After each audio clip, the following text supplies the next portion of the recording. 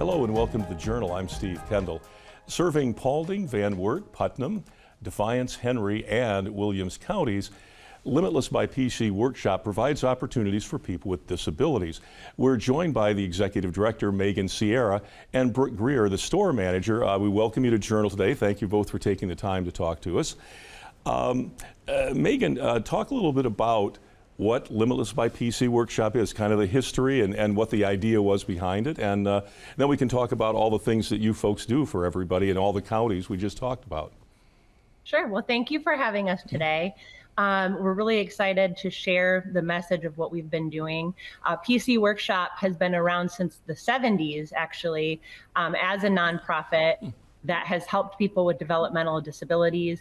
It was actually started by a group of parents that wanted more for their kids. They wanted more opportunities and a place for their kids to go for the day and to find out what work is like. So since the 70s, we have been doing different contracts, which it's mostly has been a factory facility. And we've had different contracts with area businesses. We worked through a subsidiary of Toyota to create their jack kits. We assembled jack kits for a long time. And COVID, when COVID hit, that was kind of the turn of events for us, where we, obviously could not be in-house fulfilling those contracts with our clients. So we decided to kind of take a step back. And we had staff that was fulfilling these orders, but then also we were in the houses with our clients, trying to make sure that they were okay and getting their needs met while they were at home. So that's when we kind of took a step back and said, what do we want? What do we want for the future for PC Workshop? And what do we want for our people? So COVID to a lot of people was very devastating, and we don't take that lightly. But for us, it was this new opportunity where we could reinvent ourselves. And we're operated by a board of directors. And our board of directors said, you know what, let's take this time to try something different. And we decided to purchase a truckload of goods that were from Target. And we said, we're just going to do this garage sale type thing to raise a little bit of money while we're closed down. And the very first week, we actually sold the entire truckload of items. Wow. So we knew we were on to something. Yeah. It was just a little garage sale type thing in our warehouse. And we purchased another truckload. And same thing. People just came in droves just through posting online and doing pickups. We were able to sell those goods very quickly. So by the time that we were able to be fully staffed and back open, we started a store. So that store has now turned into purchasing a new building, the opening of the new Limitless by PC Workshop, and it's just kind of evolved from there. Yeah. Now, the name itself, kind of explain that, because when you say Limitless by PC Workshop, people think, well, it's all computers, it's all software, but how did that name develop, and what did it originally mean? So PC Workshop originally meant Paulding County Workshop. Okay, gotcha. Yes. PC tends to make us think computers. Okay, gotcha. Absolutely, absolutely. Yeah. So that is why we wanted to rebrand, but still stay true to the roots of our original name. Because in Paulding County, everybody knows PC Workshop and knows what we stand for. But we added the Limitless because we felt like we really needed to reach out to even more counties and reach out to a bigger audience to spread the mission that, it's not just about this county, it's about how do we spread the word that life is limitless regardless of any of your abilities.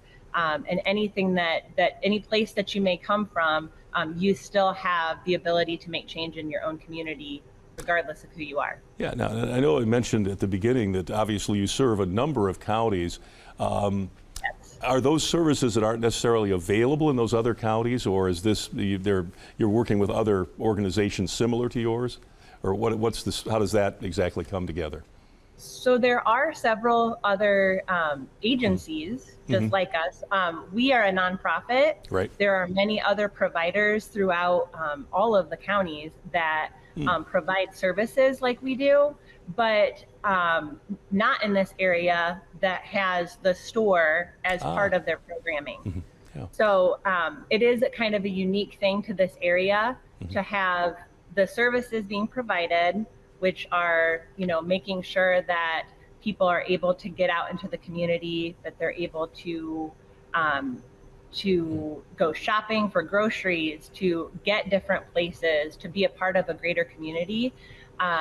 A lot of providers do that, but not in the way that we do. Okay. So we have the store as part of learning how to work in the community, and we've really changed the way that we bring the community in now versus the factory setting. We always used to be this factory set in the back of Paulding, Right. and now we're right in the village, kind of in action, creating this change that we want to see in Paulding. Yeah, because I think our normal way of thinking about this, or the traditional way, is to say, oh, it's a workshop, it's a factory setting, it's a whatever. And Yes. yeah, Brooke, talk a little bit about the store, because obviously, Megan mentioned you got a truckload of goods to start out. What were those things that you first had in the store to begin with? What were those goods? So I believe the first truck came from Target, right? I wasn't Okay, here yeah. when they started that, but it's anything from home appliances, home decor, clothing, shoes. It's your typical Target merchandise. Okay. So yeah, I don't know. Everything that Target would Yeah. have, or a Sam's Club. Okay. We put in toys. Everything is new. It's exactly what you would see on the store floor, but it might be shelf pulls if something changes in packaging, or if they just have an overstock, an overabundance of goods. Yeah. Now, do any of the clients work in the store itself or not? They do. Okay, Yeah, they yeah. do. So I get assigned a few clients every single day that work in the store with me. So they do anything from cleaning to stocking shelves to running the register, greeting people. It's pretty neat to see them interact with the community. Yeah, so it's a lot of interaction and obviously in a personal nature, which is always really good, because even under our current settings, a lot of people don't deal face to face with people anymore. So this is actually a really exciting thing. Well, when we come back, we're kind of at the end of this segment. We can talk a little bit more about the services you provide for the clients and how you get the clients, because I know you're attracting them from all those different counties, all of them with different needs and levels of achievement and things of that nature. So we come back, we can talk more about that. Back in just a moment with Megan Sierra and Brooke Gear from Limitless by PC Workshop here on The Journal. Thanks for staying with us on The Journal. Our guests are Megan Sierra and Brooke Gear from Limitless by PC Workshop. In that first segment, we talked about the store, and that's sort of the face, the things that people see immediately when they think of the workshop. But obviously, there's a lot more behind that, all of the things that go on behind it. So talk a little bit about the behind-the-scenes part of this operation. So we have several different departments that go into the store. And it's really exciting because we're able to have 65 clients working behind the scenes, not just in the store, but also doing things like unloading the truck and sorting the items. So when we get these items, the nature of the trucks that we are purchasing, it is everything in one box. You have no clue what you're getting. Oh, wow. So it is a surprise every time. We one time got an entire truckload of cat scratchers. Oh, okay. So you have no idea. It's the luck of the draw. Yeah. But our clients do everything from sorting these items. They sort them into bins that have the prices marked. And then another set of clients, their job is to price everything and make sure that everything is ready for the store. So making sure everything is clean, that the stickers and labels and everything look nice, and then pricing those items. Then they get put into another location to actually get loaded onto the truck. We also have a department that puts together all of the furniture and checks all of our electronics so that we make sure everything is working when it gets to the store floor. And that part is really neat because there's a lot of people that have never been exposed to tools or to anything of that nature. And they're actually now putting together full bookcases. People that may not be able to speak or, have the same abilities as you or I, they're making this beautiful furniture and putting together these massive shelves that we didn't know anybody that they could do until given the opportunity. Sure.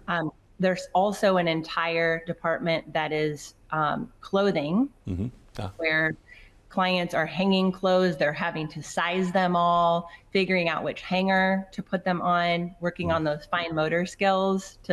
We all know clipping the pants hangers is a big pain. Oh, yeah. So it's really neat to see people develop those skills. And then we also have an eBay department. Oh, really? Okay. Yeah. Online. Okay. Yeah. We do. They're shipping worldwide for anything that is more of a niche item, pop culture type items. We've got Pac-Man consoles that go online, and lots of very interesting pop culture type things that we sell that way. And clients package it. They have to they put in thank you cards to every package, and then they learn how to ship that out. Yeah. Now, Brooke, when you get, as Megan mentioned, a truckload full of whatever, do you go, how do you get the word about, hey, we've got a truckload of these to get rid of? Is it social media? Is it word of mouth? Yeah. Do people just kind of come in periodically to see what you have in inventory, or how does that work? I mean, if you're trying to move 500 of something, yeah, that you have to be kind of creative about that, obviously. We do have to get creative.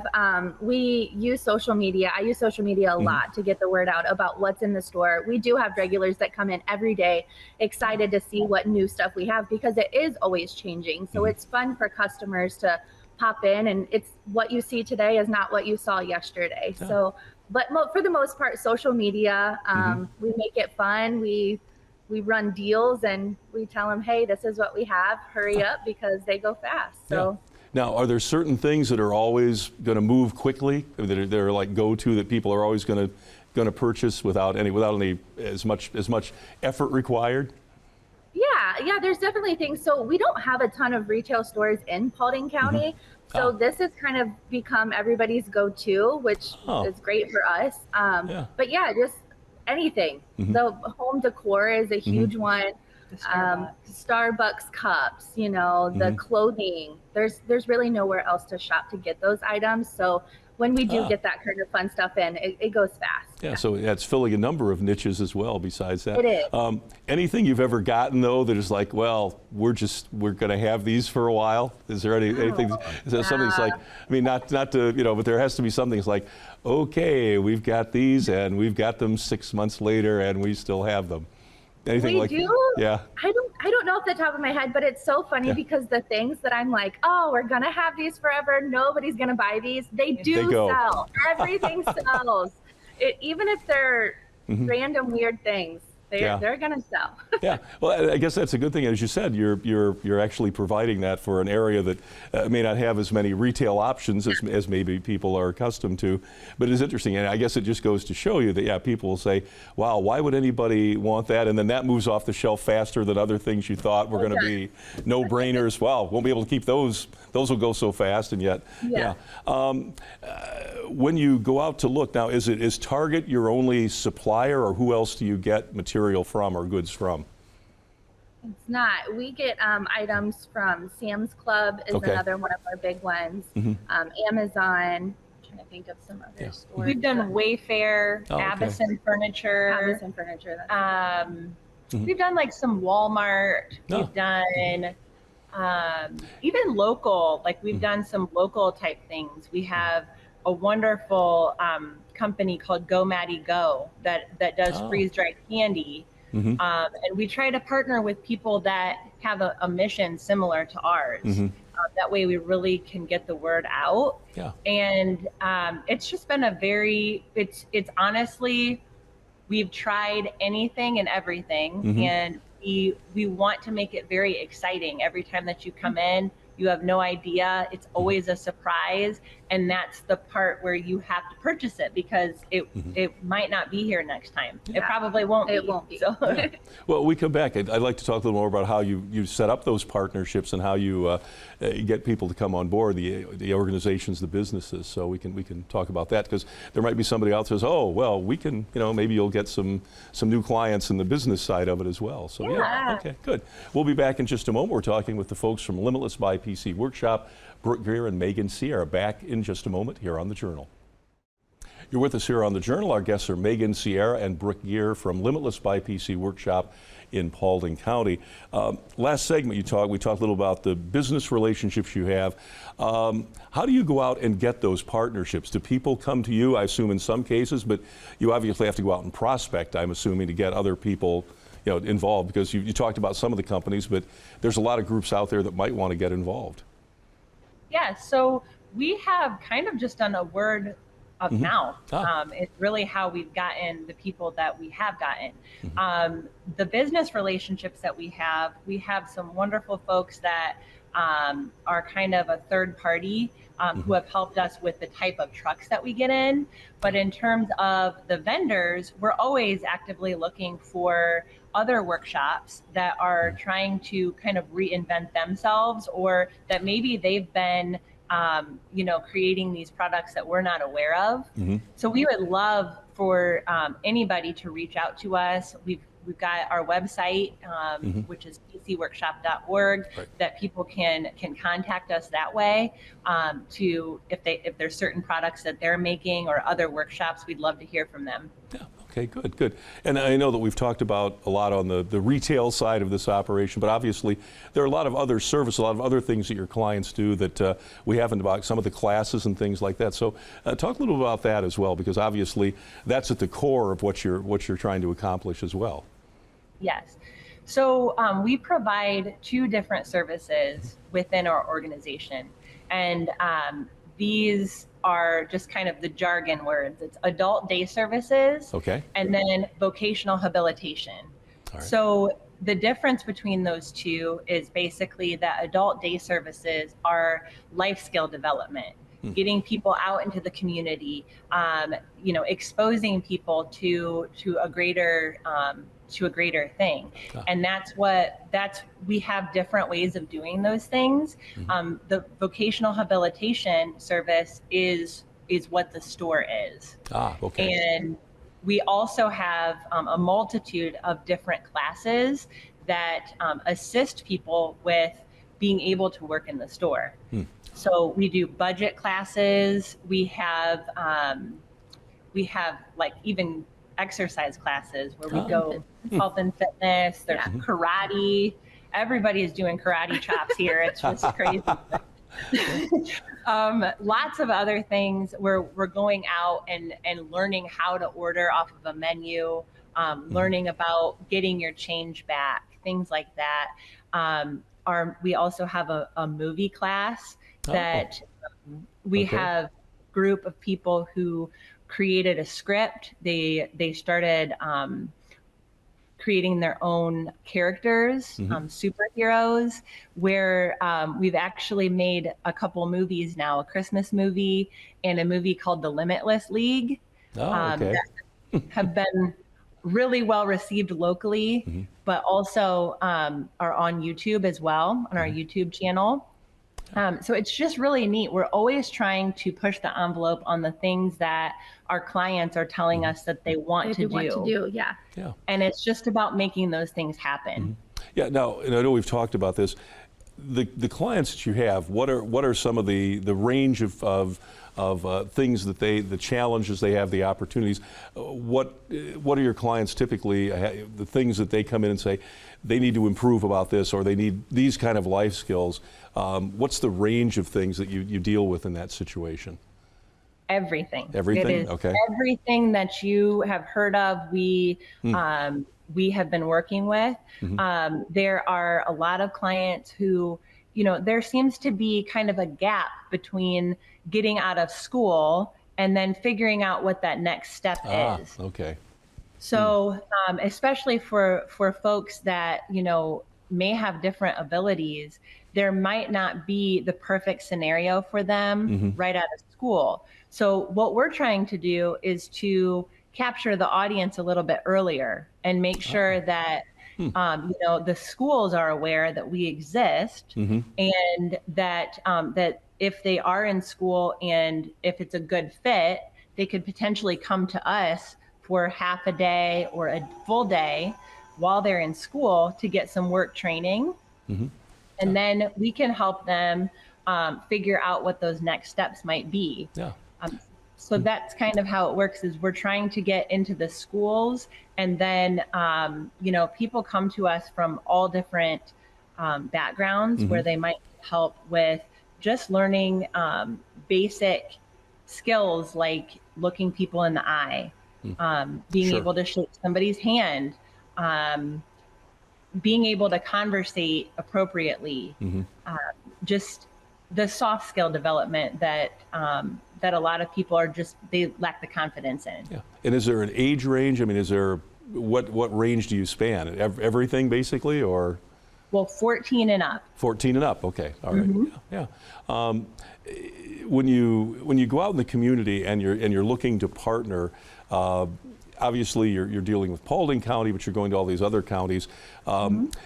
What's the message that you use to convince people to say, hey, this is a good thing, you need to be a part of it? What's the big selling point that you can offer them and say, here's why you need to be involved with Limitless by PC Workshop?